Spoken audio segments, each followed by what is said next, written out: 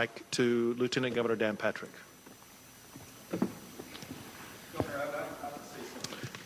Excuse me. Excuse me. Excuse me. Sit down. You're out of line and an embarrassment. Sit down and don't play this stuff. The next shooting is right now, and you are doing nothing. No, he needs to get his ass out of here. This isn't the place to talk this over. This is totally predictable when you... Sir, you're out of line. Sir, you are out of line. Sir, you are out of line. Please leave this auditorium. I can't believe you're a sick son of a bitch that would come to a deal like this to make a political issue. Welcome back to the Supremely Black Podcast, man. This is your boy D Rose, dog. I hope everybody's out there having a great day, the best as you make it. Hope everybody's safe. Hope everybody has clear focus, man. There's just a lot going on. Very, very, very trying times in America. You know, my sincere thoughts and prayers goes out to anyone that has been impacted by gun violence, especially the innocent people that have been put in the line of fire by, just thugs, senseless criminals with no lack of care of life, human, none of that. From, Buffalo, San Antonio, the innocent kids. It's just a lot. It's so sad that it's not even just an individual situation that we even are facing. You feel me? So it's just a lot of things that are going on, but there's just a few things that I would definitely like to touch on that has, been brought to my attention. I've even been just looking over it, man. It's, the politicians are clearly in bed with the NRA, for the people that are big on guns, you know exactly where I'm going with this. I will be very clear. I am pro Second Amendment. I do not believe that we should disarm ourselves or anything like that. But the NRA is a National Rifle Association for the people who do not know. They've been getting a lot of backlash saying that their hands are on the victims that have been impacted in the Buffalo shooting and the shooting that was in San Antonio. Now, here's my thoughts on that, right? I'm not with disarming us. I feel that people should take these trying times and challenging times to make sure that we are properly informed on, one, our gun laws, and second, being able to be tactical and protect yourselves, whether you are for or against guns. One of the things that I've noticed in group chats and just having conversations with people is that if you're pro-gun, somebody that isn't, you can't even have a honest conversation with them because automatically they shut down your opinion, especially amongst our people. By our people, I mean Black people, melanated people, Aboriginal people, whatever you want to consider yourself. That's a conversation that I just feel like we should have, is because some people are naturally going to be tactical. They're going to be on the defense to make sure that they protect you. If you would rather use your voice and say no guns, and you would be the one that would want to go either the protest route and talk it out, or your laws, what have you. We just have to find a common ground. I'm not saying the whole we unite. I'm not really with that. I understand sometimes that we just have to agree to disagree on certain topics and move forward. But what we can't overlook is that just like San Antonio happened, just like Buffalo happened, we have to stay unified in the approach. There are people being killed across the nation for senseless gun violence within our own hoods, within our own neighborhoods, within our own communities. We have the same shit that is going on every day, that there's a kid killed by a stray bullet or there's an elderly person killed by a stray bullet. We have to have that same type of attention and care in regards to any situation that is going on. What I'm starting to find and what I'm starting to see is that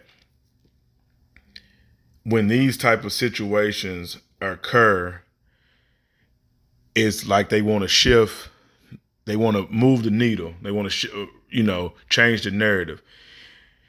Anytime that it's our people, they're thugs, criminals, etc. When it's someone of a different race, it automatically goes to mental health. So if mental health is that big of a thing, the last two people that have been on the last two murderers, sick people with no regards of human life, these last few people they've brought up mental health issues. To me, I feel as if that when you're getting a gun, you should be going through psych tests. You should be going through mental health checks, things of that nature to make sure that you're putting a gun in the right person's hands. But I don't like the narrative they're able to push with that is because it's either us, we're thugs, or them. It has to be something that's going on with mental health. That's a cop-out. That's bullshit. You know what I'm saying? How many times are we going to, keep hearing that we're the thugs, we're the, the super predators, etc. Like my homie was saying, hey, yo, like we get these words expressing of how naturally aggressive we are, super predators, but then we see the white boy, the Mexican boy, they go out and they kill innocent people for no rhyme or reason, just to be doing it, posting it on social media. One of them recorded it.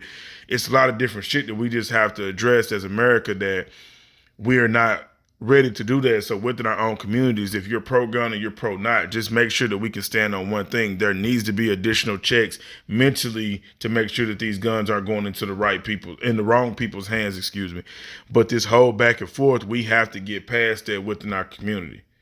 Like, really, we have to get on one accord to make sure that we're moving forward, because to be completely honest with you, how unfortunate San Antonio is and those young kids, Buffalo is just as important as well. It's like both of those things are very important in different communities. You got kids that were innocently killed. You have elders that were killed in a grocery store. So nobody is safe, is what I'm saying. But with everything that's going on within the world, it's so much different shit and so many different distractions that we just have to stay focused in regards to what is our ultimate goal. Is it to get the guns in the right hands? Is it to take them off the streets?